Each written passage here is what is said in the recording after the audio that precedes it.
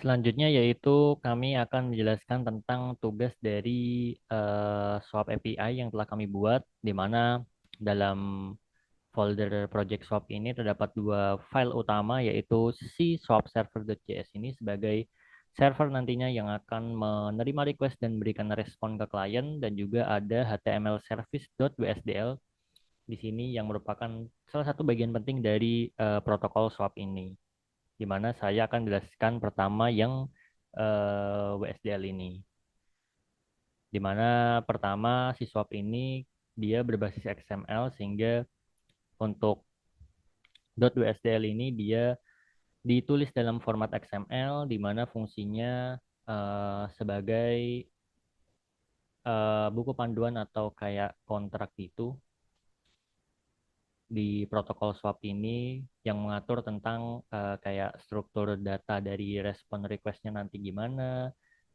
bagaimana cara komunikasi dan layanan apa aja nanti yang ada atau disediakan oleh web service ini.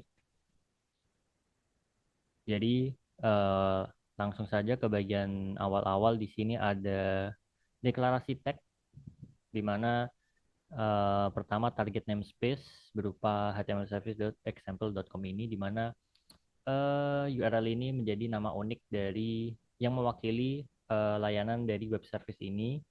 Terus untuk tag WSDL di sini dia bakal merepresentasikan perintah-perintah yang berkaitan dengan WSDL. Terus untuk TNS di sini dia merepresentasikan si target namespace ini.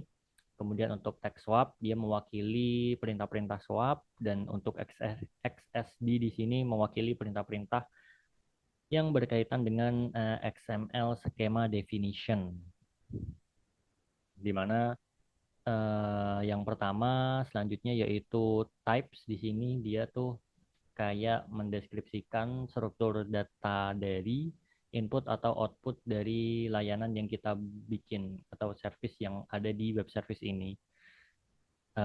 Ya, struktur data dari request atau responnya lah. Yang pertama yaitu, karena kita ada dua, yaitu get API info dan juga get HTML.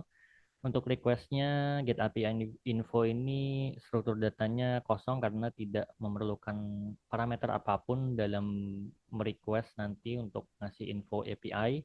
Kemudian untuk responnya bakal berisi berupa message yang dalam format string, dan juga endpoint yang berupa array of string, di mana array of string ini bakal ada deskripsinya sendiri di bagian bawah sini, yang berupa item dengan tipe string, di mana max-nya tuh bisa banyak lah stringnya. Kemudian untuk get HTML file request di sini mengisi struktur datanya tuh nanti ada size berupa string. Terus untuk responnya bakal berisi file name, content type, dan juga file size, di mana file size ini berbeda, dia berupa angka atau berupa angka long. Kemudian lanjut ke bagian message. Di sini dia bakal ngebungkus si struktur data yang telah kita buat di types, supaya nantinya bisa dipakai di bagian port type. Jadi eh, kayak amplop gitu, yang amplopnya berisi struktur data yang telah kita definisikan di type. Jadi untuk request message dia bakal berisi get API info request yang telah kita deklarasi sebelumnya strukturnya.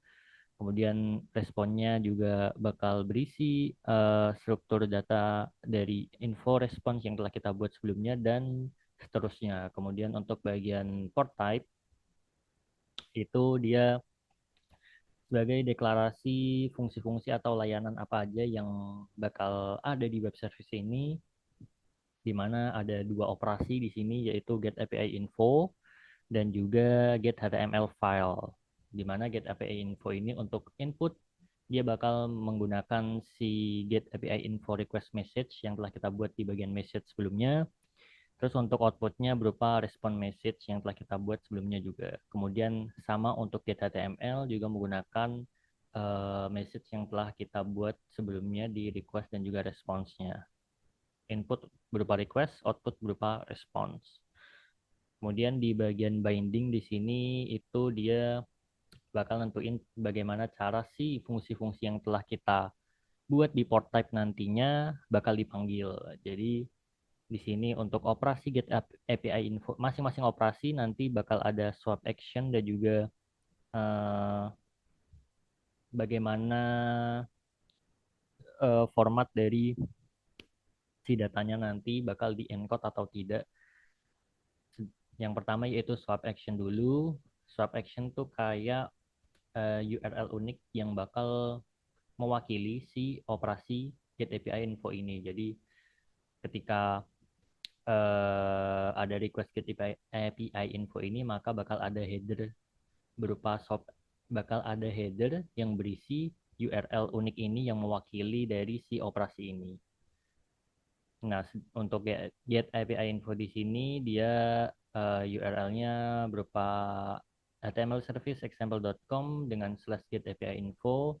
Terus untuk format bodinya di sini dia menggunakan literal. Literal di sini maksudnya tuh data yang masuk bakal diterima sesuai apa adanya, jadi gak diubah-ubah sama sekali. Misal ada data masuk PDF, ya nanti diterima berupa PDF. Kemudian untuk get HTML file juga sama, dia format bodinya bakal literal juga, dan juga untuk swap actionnya dia ditambahin /get HTML file.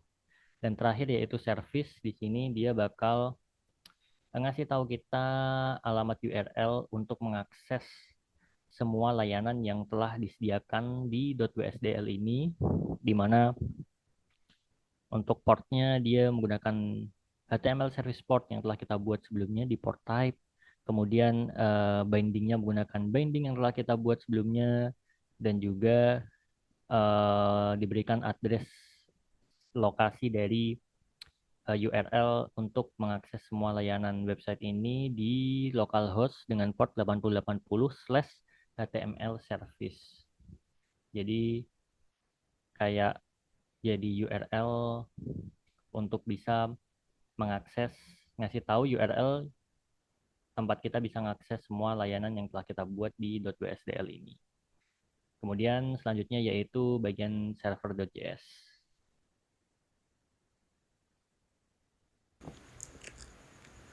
Baik, di sini saya akan menjelaskan terkait kode yang kami gunakan untuk mengimplementasikan SOAP service untuk mengembangkan sebuah website. Nah, di sini untuk mengembangkan sebuah website dengan SOAP service kami memiliki 3 file utama, yaitu SOAP server.js, SOAP client.js, dan HTML service WSDL, di mana ini berfungsi sebagai kontrak untuk SOAP service. Selanjutnya saya mulai dari SOAP server terlebih dahulu. Pertama-tama di SOAP server ini kami mengimport 5 dependensi, yaitu SOAP, Express, FS, Path, dan FSP. Selanjutnya kami mendefinisikan sebuah variabel HTML service MPL atau implementation yang merupakan sebuah objek dari HTML service WSDL. Nah, di sini berisi fungsi service get API info dan get HTML file. Untuk get API info ini nanti service ini bertindak sebagai callback function yang akan mereturn response dan error, di mana response tersebut berisi ini message-nya SOAP API HTML file server. Dan untuk get HTML filenya ini bertindak sebagai callback function juga yang akan mereturn response berupa file HTML beserta path-nya ini, yang ini berdasarkan size dari file tersebut, yang juga berperan sebagai nama untuk file tersebut. Dan tak lupa di sini juga ada catch errornya, catch error. Terus di sini yang di akhir kodenya, di akhir filenya ada main function, dimana di sini kami pertama-tama mendeklarasikan aplikasi dari websitenya, yaitu menggunakan Express ini, Constructor Express. Terus di sini sebagai rutenya. Terus kami juga mendefinisikan port yang kami gunakan. Kami bisa menggunakan .env atau secara default 8080. Terus ini untuk file WSDL, alamat file WSDL-nya kami simpan di WSDL path yang akan merujuk ke alamat HTML service.wsdl, dan kami juga mendeklarasikan variabel XML yang bertindak sebagai service kontraknya. Dan di sini aplikasi atau website ini akan terhubung, akan mendengar akan bekerja di port yang sudah kami deklarasikan ini, yaitu 8080.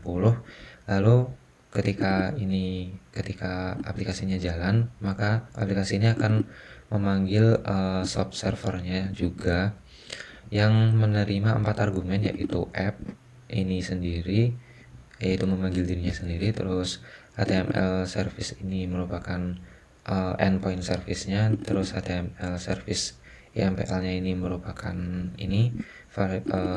variabel yang menyimpan objek SOAP service-nya. Terus XML ini sebagai kontrak untuk SOAP service-nya. Oke, lanjut untuk SOAP client-nya. SOAP client ini kami membuat tes SOAP service yang untuk mencoba-coba apakah berjalan atau tidak SOAP service-nya. Mungkin di sini langsung bisa dipraktekkan saja. Pertama-tama kita akan men-run servernya terlebih dahulu. Di sini sesuai yang udah ada di package.json-nya. Untuk merun servernya pakai start. Nanti kita pakai npm run start. Oke, servernya udah jalan. Terus untuk merun kliennya, untuk mengetes apakah SOAP service-nya berjalan, kita bisa menggunakan npm run test. Nah, baik, bisa dilihat kalau di sini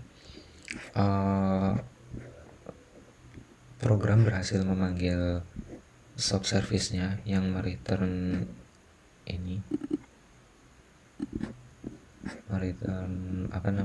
HTML file. Misalnya ini ambil 10 KB. Oke, mungkin sekian.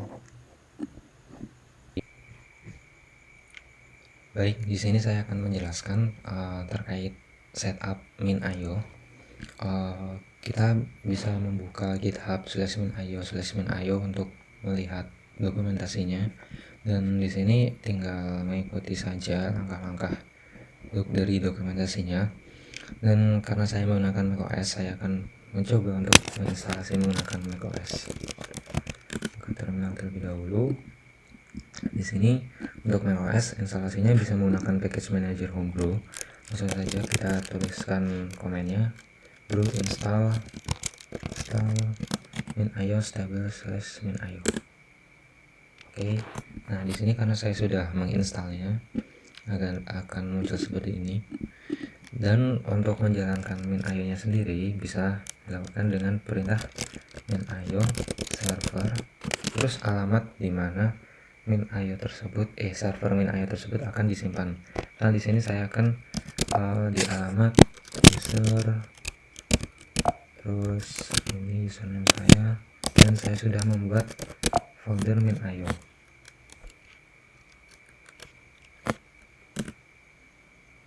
Nah, di sini sudah terlihat kalau min.io ini sudah berjalan. Lalu untuk lebih jelasnya bisa saya praktekkan kalau ini sudah berjalan. Nah, baik, ini sudah berjalan. Terus untuk Windows sendiri instalasinya bisa langsung install min.io.exe.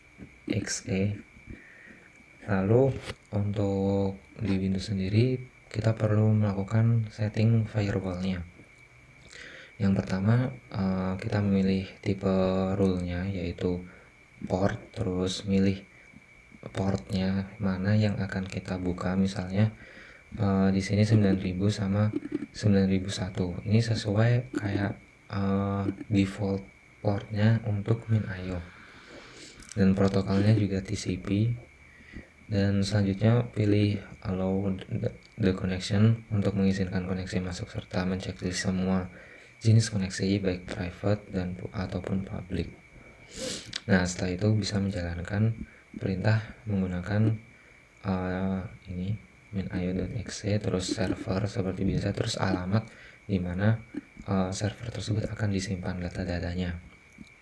Nah, di sini kita juga bisa menspesifikasikan alamat local hostnya atau alamat dari user interface-nya itu, alamat server user interface servernya itu. Di sini portnya sendiri pakai 9001. Baik, selanjutnya yaitu kita mencoba ngejalanin si Min IO-nya ini, di mana Min IO ini bisa dijalanin melalui terminal dengan menggunakan perintah minio.exe yang udah kita download sebelumnya, kita jalanin buat ngebuka server di folder yang sudah ditentukan ini di address 0.0.0.0 dengan port 9001. Di sini supaya dia jalan di IP 00 ini biar dia bisa listen ke semua IP yang masuk asal di jaringan yang sama dan juga menggunakan port yang sama. Ini kita enter aja. Nah, di sini terlihat MinIO Object Storage servernya udah jalan dan kita bisa akses melalui API di port 9000 dan juga melalui web UI di port 9001. Terus kita juga bisa mengoperasikan si MinIO ini melalui CLI atau terminal. Kita coba melalui web UI saja. Di sini kita coba pakai localhost 127 ya. Nah, untuk tampilan awalnya seperti ini. Ini karena aku udah login sebelumnya jadi langsung masuk. Oh iya, sign out deh. Nah, untuk tampilan awalnya bakal seperti ini. Kita bisa login menggunakan masih default, belum diatur lebih lanjut. Di sini kita bisa login sebagai untuk adminnya.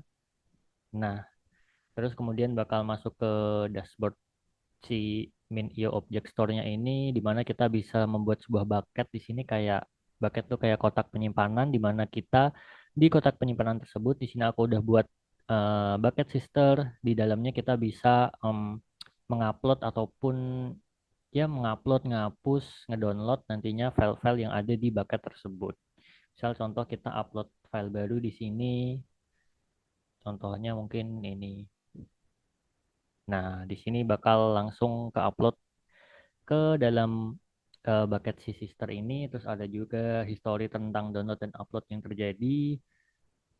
Nah, setiap file bisa kita delete, bisa kita download, dan juga em, bisa kita share juga melalui bentuk URL nantinya. Dan mungkin kita contohin juga kalau misal si MinIO ini diakses melalui device lain asal di jaringan yang sama tadi. Untuk IP dari laptopku itu dia ini 192.168.117, di mana itu IP laptopku yang sedang nyambung di WiFi yang sedang aku gunakan. Misal kita akses, aduh, melalui HP di sini HP aku. Nah, MinIO-nya terlihat tetap bisa diakses melalui device lain asal di jaringan dan port yang sama. Di sini filenya juga bisa kita download. Jadi kita bisa nge-share ataupun download dari device yang berbeda.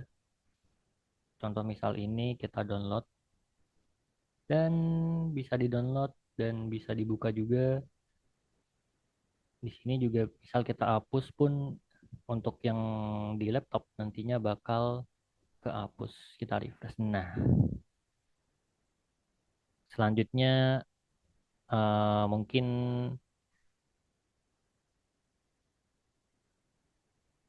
tentang apa ya?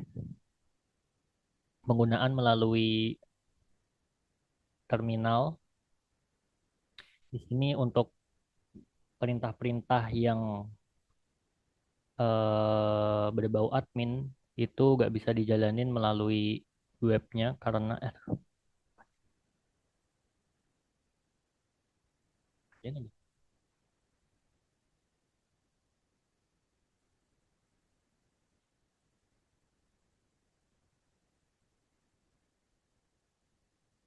Ini biarin record.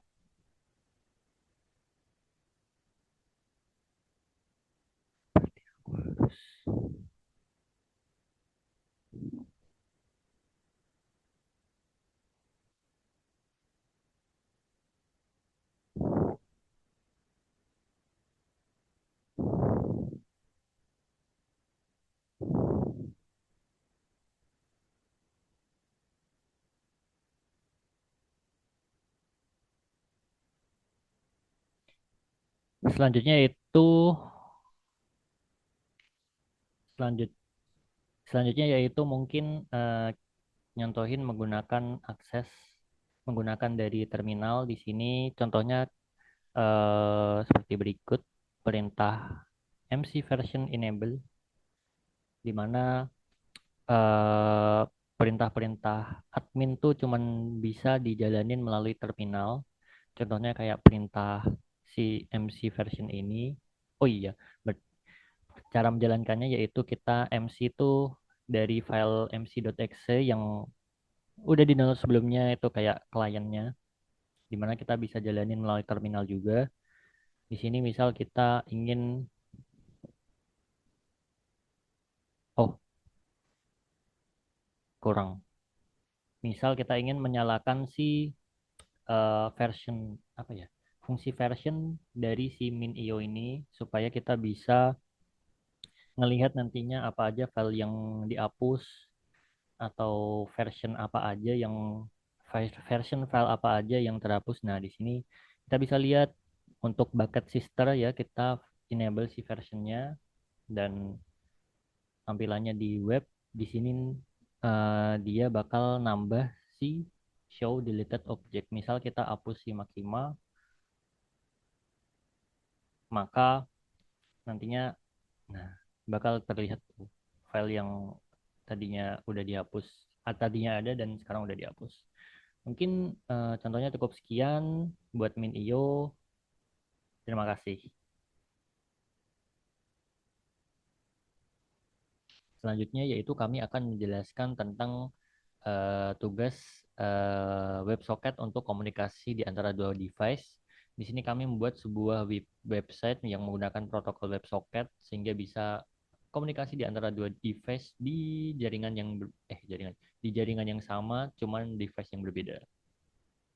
Di mana terdapat dua file utama dalam project WebSocket ini. Yang pertama yaitu wsserver.js dan juga app.js, di mana server.js yang mengatur terkait server side-nya dan app.js ini yang mengatur di bagian client side-nya.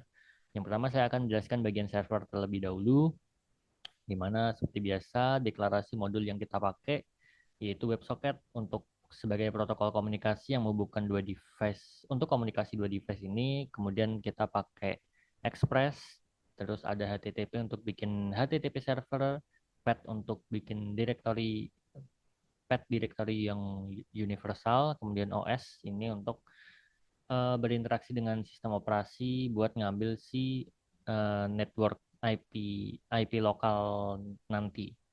Kemudian yang pertama yaitu inisialisasi aplikasi menggunakan Express, kemudian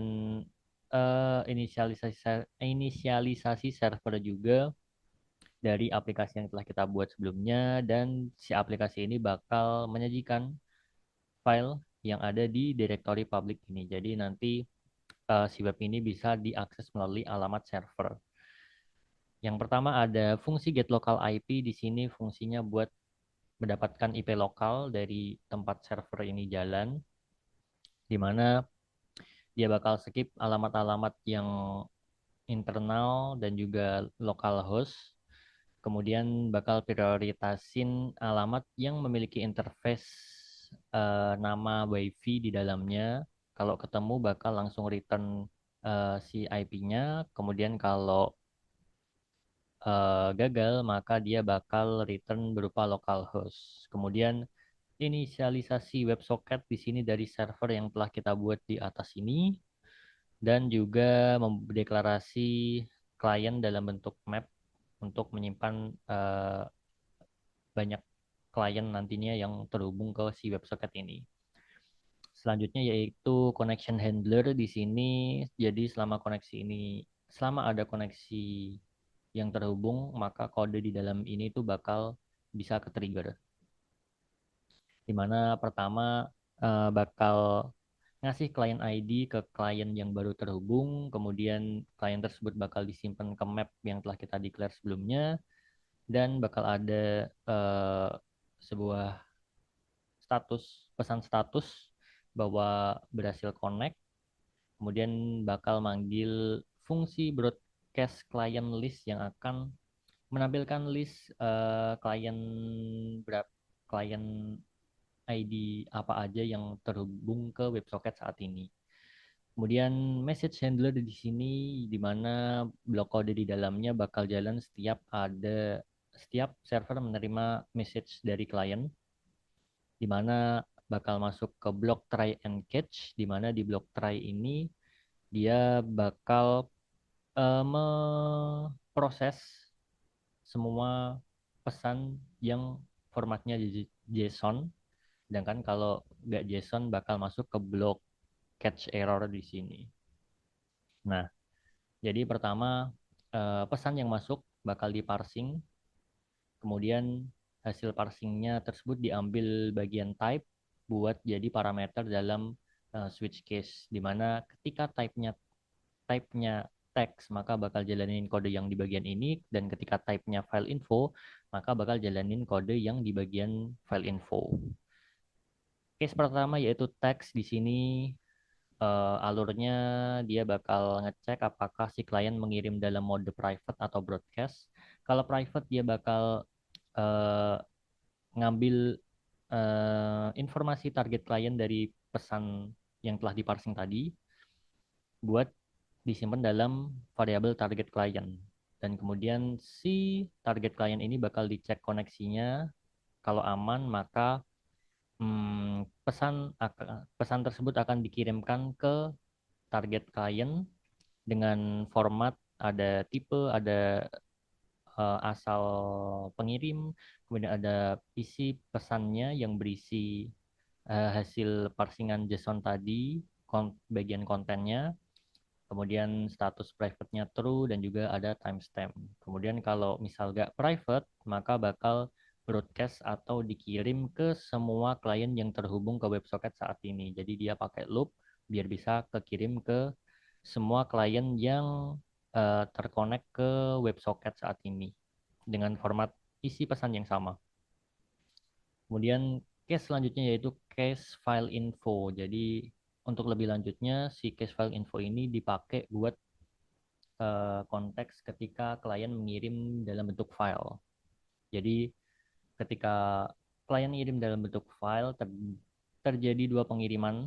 Yang pertama yaitu ngirim si file info ini yang berisi properties dari file tersebut. Jadi kayak file name, ukuran, terus ada target klien dan lain-lain. Dan pengiriman kedua baru mengirimkan si file tersebut. Jadi misal PDF, ya di pengiriman kedua baru PDF tersebut dikirim. Sedangkan di pengiriman pertama bakal ngirim uh, metadata atau properties dari file PDF tersebut. Nah, untuk case file info ini dia bakal nyimpen uh, properties si filenya tersebut ke dalam objek koneksi si pengirim saat ini. Jadi disimpan di ws.fileinfo. Kemudian uh, disalin isi infonya tersebut untuk dikirimkan ke target kliennya.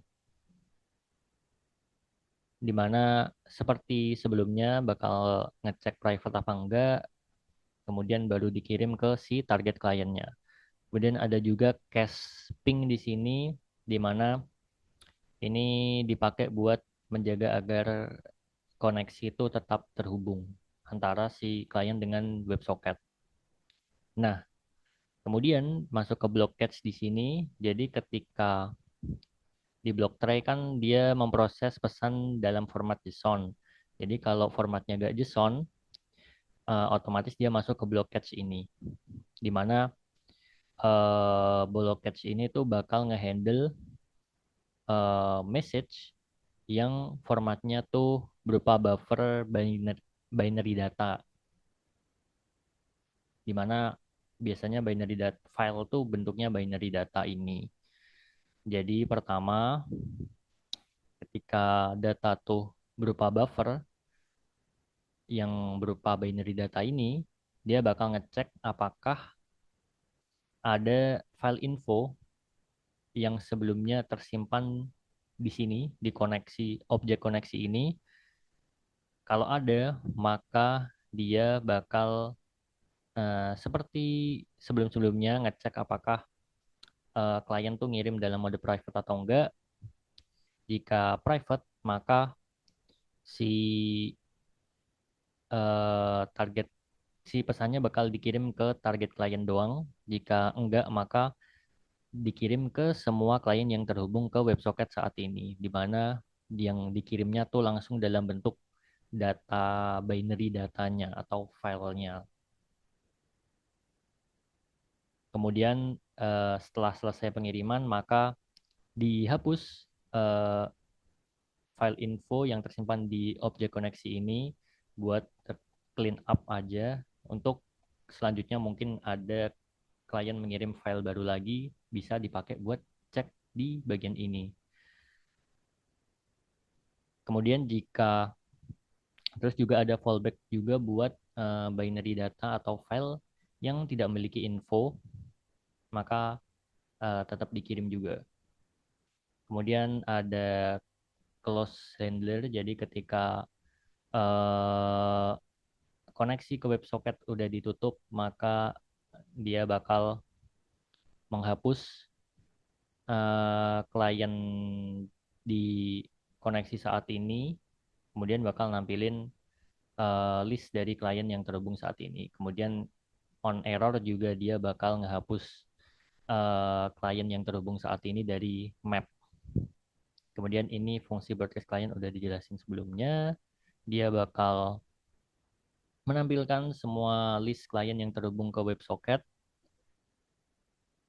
di sini menggunakan loop sehingga semua klien bakal diketahui siapa ada berapa dan klien ID-nya apa aja. Kemudian eh, deklarasi port tempat server berjalan dan juga local IP di sini dengan memanggil get local IP buat dapetin local IP dari tempat server berjalan, dan terakhir ngeran si servernya, di mana si server ini bakal listen di port yang telah ditentuin ini, dan juga local IP tadi dipakai buat di bagian menampilkan di bagian log pesan ini untuk mengasih tahu kalau local IP si laptop ini tuh itu. Dan untuk bagian local IP ini dia bisa diakses oleh device lain asal berada di jaringan yang sama. Selanjutnya yaitu bagian app.js.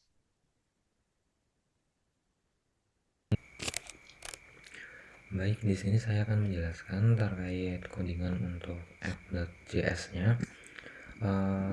Di sini kami awali dengan mendeklarasikan variabel yang akan kami pakai, yaitu ada WS, client ID, selected target, dan message mode. Terus ada kita juga menginisialisasi elemen DOM-nya atau elemen dari websitenya itu ada ini. Terus di sini kami juga memberikan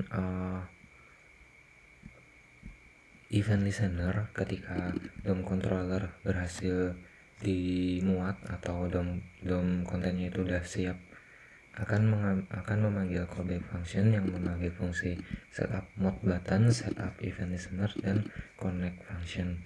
Terus untuk setup mode button itu sendiri di sini berfungsi untuk menangani bagaimana button-button itu bekerja, dan untuk function setup event listener ini akan menangani koneksi ke WebSocket agar tetap hidup. Di sini jika WebSocketnya tiap 30 detik akan mengirim data bertipe ping. Terus untuk function connect-nya ini di sini akan menghubungkan website sebagai WebSocket client dengan WebSocket servernya. Untuk menghubungkannya diawali dengan membuat koneksinya ini yang memanggil kelas atau objek WebSocket yang berisi parameter URL-nya. Di sini parameter URL-nya itu berupa protokol alamat dari hostnya, yaitu alamat laptop ini. Terus di sini jika ada binary type, maka binary type-nya itu akan bertipe array buffer, bukan block. Terus untuk ketika WebSocket client-nya terhubung, maka akan memanggil callback function, yaitu ini. Dan ketika WebSocket client-nya tertutup, maka akan memanggil callback function ini, dan ketika error akan memanggil callback function ini. Dan ketika ada message baru, app.js akan memanggil function handle message, di mana function handle message ini akan menerima message-nya itu dan pertama-tama mengubahnya menjadi JSON object terlebih dahulu yang sebelumnya merupakan string. Lalu jika sudah diubah menjadi JSON, maka akan diambil tipe dari message-nya itu. Jika tipenya connected, maka akan memanggil message ini, akan memberikan message ini. Jika type-nya text, maka akan mengirim konten dari message-nya itu. Jika file info, akan mengirim informasi terkait filenya. Dan jika data yang dikirim itu memiliki tipe client list, maka akan memanggil function update client list. Di sini update client list berfungsi untuk mengupdate daftar kliennya. Nanti akan muncul klien 1 atau klien 2 gitu, apakah sudah terhubung atau belum. Dan untuk add message-nya ini, function add message-nya ini akan mengambil teks berupa string, atau kalau di sini message kontennya nanti akan digabungkan dengan time, dengan waktu, agar lebih jelas. Dan untuk ini function select client-nya ini akan dipanggil ketika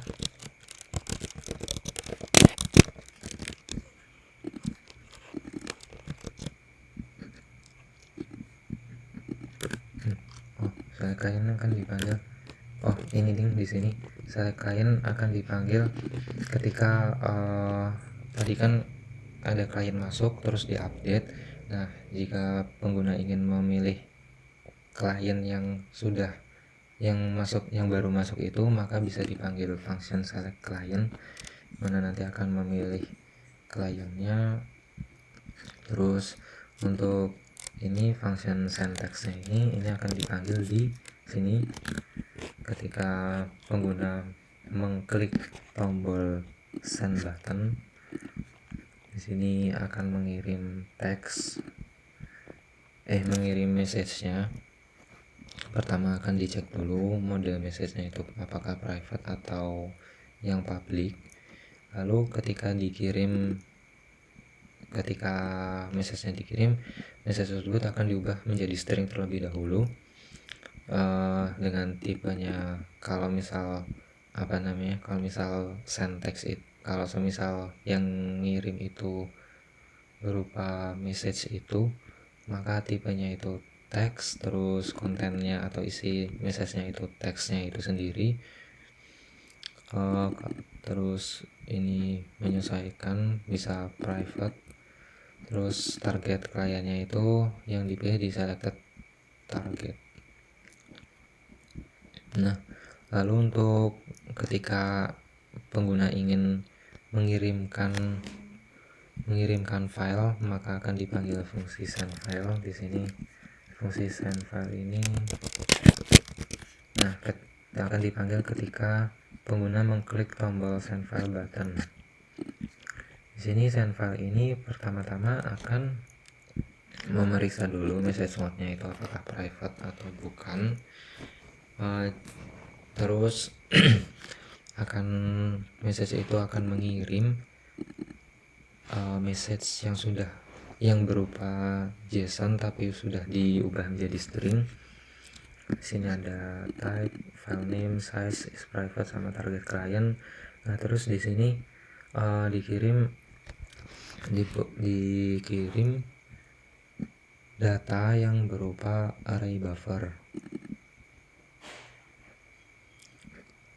Nah, nanti data array buffer ini akan dimasukkan ke function create download link, dimana kalau di sini create download link ini nanti akan menerima array buffernya itu yang ini kan array buffer ini, terus array buffer itu sama dengan data ini, terus nanti array buffernya akan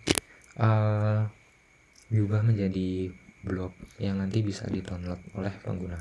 Mungkin untuk demonstrasinya bisa saya praktekkan.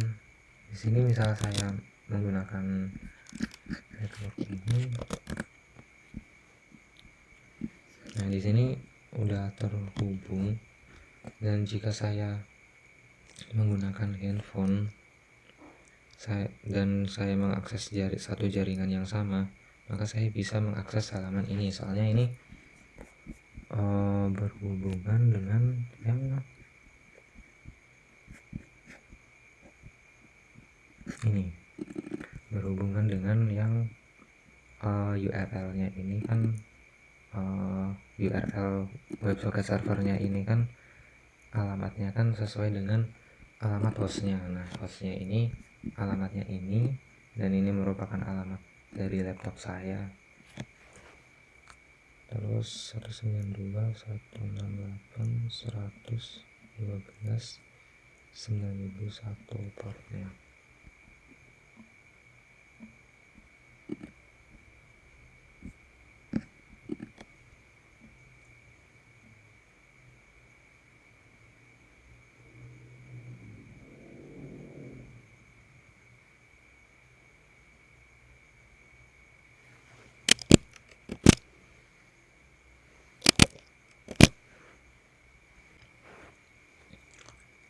Baik, di sini sudah terlihat kalau HP saya terhubung dengan alamat dari WebSocket servernya. Terus jika saya misal ketikkan tes halo dari HP send to all, nih ini kan yang public halo dari HP, dan kalau yang private saya pilih klien 3, yang mana itu merupakan klien dari nama ID dari klien HP saya di sini. Dan ini private, halo private. Ini jika saya ingin mengirimkan file.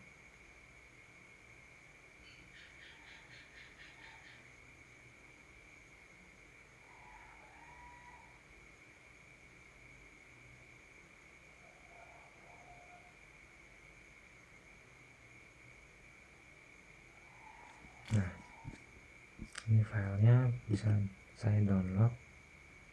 Ini bisa dilihat filenya ini. Nah, ini file yang sama yang saya kirim juga dari HP. yaitu ini. Oke, jadi sekian presentasi demo dari kelompok kami. Bila ada kesalahan mohon dimaafkan. Wassalamualaikum warahmatullahi wabarakatuh.